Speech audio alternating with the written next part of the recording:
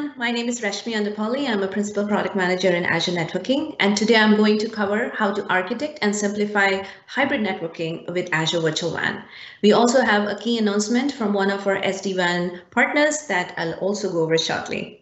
There's a ton of topics today, so if I'm going very fast, I apologize. Feel free to check out the documentation on the Azure Virtual WAN page. So on the topics, we are going to first cover the Azure Virtual WAN overview, followed by the announcements. We'll touch on monitoring, then we'll look at some detailed transit routing use cases, followed by an integrated network virtual appliance demo, and then it will be a wrap. So what is Azure Virtual WAN?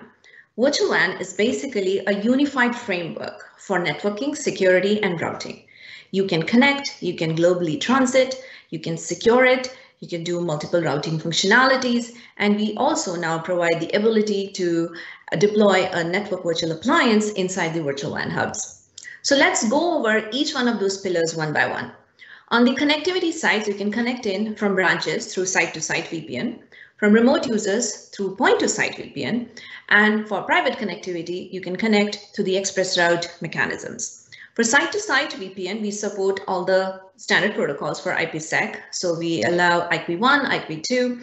We have partnerships with multiple VPN and SD-WANs CPE providers.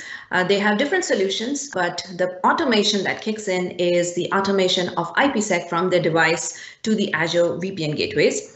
In terms of scale, we support up to 1,000 connections per hub. There is a hub in every region, and each one of those connections is an active deployment. So you can pretty much do 1,000 branches in every region. In terms of aggregate capacity, we support up to 20 Gbps for that VPN gateway. Some of the new capabilities that we have recently introduced are the FQDN-based IPsec. This assumes that the VPN gateway can reach the DNS server that's hosting the FQDN. There's also custom BGP or the APIPA support that is also available. It is for the 169.254 address space. So take a look at that. For point-to-site VPN, we support IPv2 and the OpenVPN protocol. There is also an Azure VPN client that you can download and you can connect to Azure Virtual WAN. But you can also use other clients like other IPv2 or OpenVPN clients that are out there. In terms of authentication, we support both cert-based and radius-based authentication. And in terms of scale, we support up to 10,000 users, and we'll probably be supporting more, as well as the aggregate capacity of 20 Gbps. Recently, we also announced the capability to add custom DNS, and this is also something that you can try out. In terms of express route, there is support for encryption with the Azure native VPN gateway. In terms of scale, we support up to 20 Gbps, which is again aggregate throughput of the express route gateway. And the two new features that we are very happy to announce are the ability to connect up to 8 circuit connections per region. So you have 1 hub per region and you can connect up to 8 circuits. And you can also connect standard circuits now. So earlier you had the capability to attach premium circuits. Now we have opened it up. You can also attach standard circuits to any hub. Okay, so now the key part of the announcement is all the partnerships. So there are 3 kinds of partners. In Virtual WAN, we have partners that automate connectivity from the devices into the Azure Virtual WAN VPN. We have partners such as the MSPs like the telcos or the SIs that are the system integrators that provide end-to-end connectivity services with Virtual WAN. And also partners, the recent addition, which is basically the ability to provide a network virtual appliance and deploy them inside the hub. A recent addition is Barracuda, and we are very pleased to add Cisco to the mix. The 2 other partners that I want to call out are Aruba and Open Systems that we have also added to the VPN SD-WAN device automation on the left-hand side. And on the right-hand side, Cisco is the latest addition for which we will have a demo coming up shortly. Okay, so moving on. In terms of the second pillar of global transit architecture, what this means is you get a fully meshed hub. So when you deploy a virtual WAN hub and you have multiple hubs in the virtual WAN, all of those hubs are fully meshed and you can have any-to-any connectivity. So you can connect a branch, a remote user to Azure, but not just to Azure, you can actually interconnect. So you can interconnect an express route endpoint to a remote user or to a branch that is behind and site-to-site VPN. So you get all this transit functionality, including VNet to VNet, through this fully meshed hub system through the global transit architecture.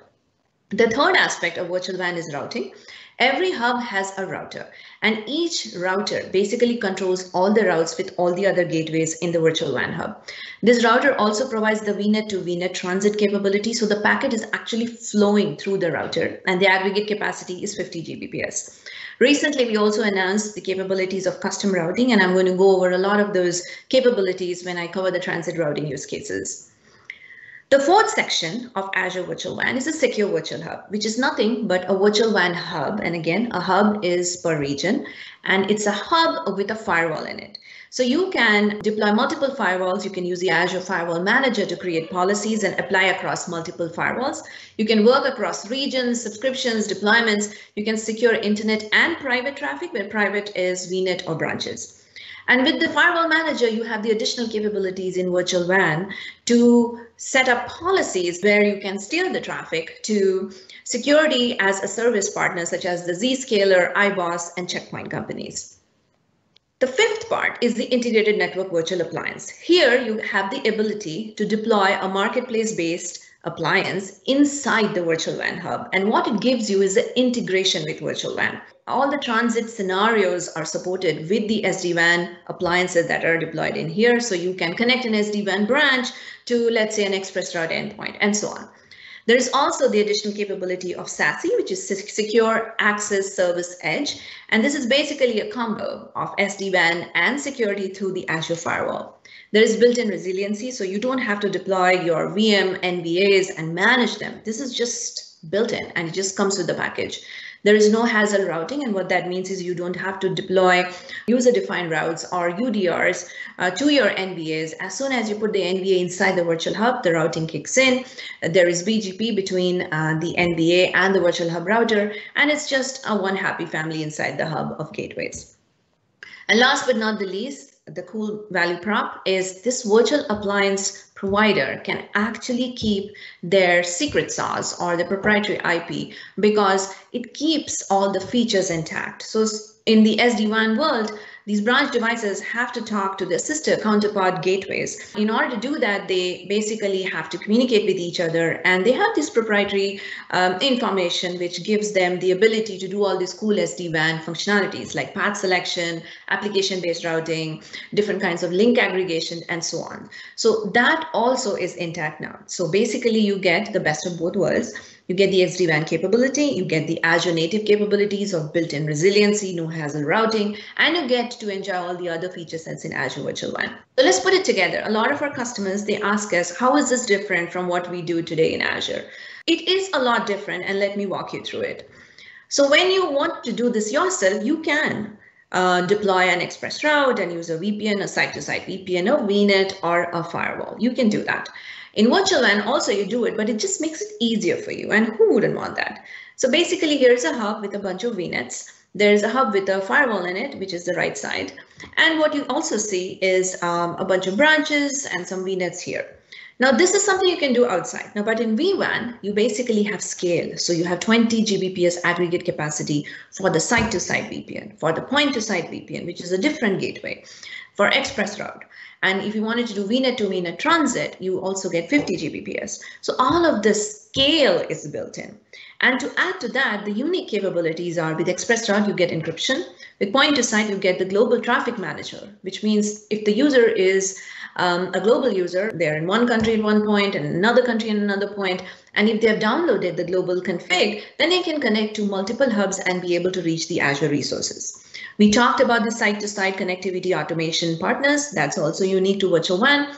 And then, of course, we also spoke about the Firewall Manager partners, which is the security as a service partners like the Zscalers, the iBoss, and Checkpoint. So if you look at the flow, you have a fully meshed hub, you have different kinds of flows, and you can pretty much do any-to-any connectivity, all of this seamlessly in Virtual WAN. Now, the routing capabilities in Virtual WAN are unique. So you get a Microsoft managed hub. It's a managed service. And this hub has a router, which provides you all this fully mesh and the transit capabilities with custom routing and the integrated virtual appliance scenarios. So what's the pricing? This is a question we get often. The pricing principles are also very simple. You just pay for what you use. It's not like you have to pay an entire set of, a price for functionality that you may not be using. Basically, whatever you use is what you pay. The concepts are very simple. Each one of the site-to-site, expressor and point-to-site capabilities, they have gateways, and so you pay for the throughput. So 500 Mbps is one scale unit, so you pay for the scale unit. As you connect in users, you pay for the users or the branches. And then for the firewall and the virtual hub, there is a per hour and a per GB charge. So if there's no traffic flowing through it, there is no charge. And in terms of hub to hub, so if you have, let's say, a data center in West US, and if you had a data center in Australia, you have to put together an entire machinery to connect that up. In this, you don't have to do any of that. All you have to do is provision those hubs, and the fully meshed hub just gives you those capabilities. And the charges are basically egress only. So if you're going from West US to Australia, you're going to pay for the traffic that leaves West US. There is no inbound charges anywhere. And let's say if you're going from West US to Europe, you're going to pay a different charge. So that's basically the philosophy of virtual WAN, to bring in this network security and routing using the Microsoft global backbone, and that's key. So Microsoft's POPs and the edges and the data centers are pretty much everywhere on the planet. And so when an ISP connects any of the on-premise endpoints to the closest Microsoft edge, it drives the entire Microsoft backbone, this cold potato routing enabled in the system, due to which your user gets to the other end as fast as they can. So in terms of monitoring, so you have all this capability, you obviously need to be able to see it. So very pleased to announce monitoring insights. You have a lovely button here. You can see the entire topology. We've also built in a bunch of metrics like bandwidth, throughput, etc. also in there. So give it a check. Let's move on to the transit routing use cases. This is where we will take a detailed look at all the scenarios. So first, let's understand the concepts. When you have S2S sites or point-to-site users or express routes, you basically connect them with a connection resource. And they are all connection resources that are connecting those endpoints to some gateway inside the virtual WAN hub. Similarly, for VNets, you have the virtual network connections. Now, these connections, they have to get to each other or somewhere through some routes. And in order for them to get to some destination or to be able to access destination, they need to be associated to a route table.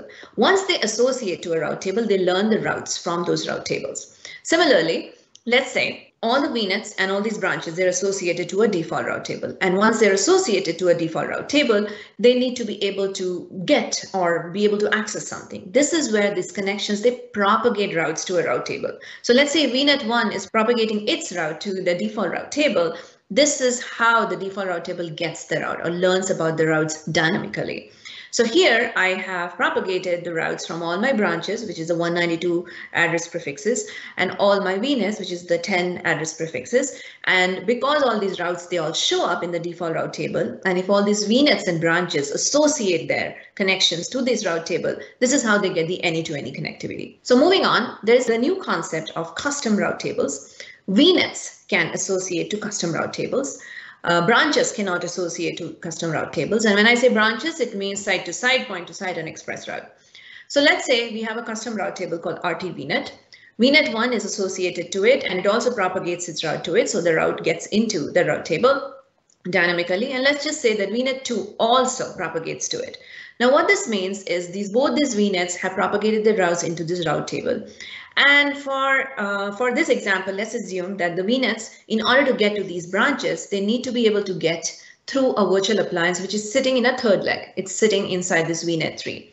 So in order to do that, you would actually go ahead and add a static route for these branch prefixes. So you can aggregate them. So I have aggregated it here. And the next hop is this VNet 3 connection. But then in order for the traffic to go from VNets to these branches via this pink dot, which is a virtual appliance, there needs to be somewhere we need to enter this IP. This is where you are actually going to add a next hop IP in that connection resource. So with a very simple way, you basically done this. Now let's look at it how you isolate VNets. So in this use case, you basically have two VNets, some branches, and you want the branches to be able to connect to each other, the branches to be able to reach VNets, but the VNets need to be isolated. So let's start with the default route table. The branches, they associate to the default route table. And because we want to isolate VNets, we want to customize how the traffic flows. So we will create a custom route table. In this case, we have created RT VNet. the VNets are associated to it. Because the branches need to be able to get to each other and they associate to the default route table, they'll propagate, which are these yellow lines, to the default route table.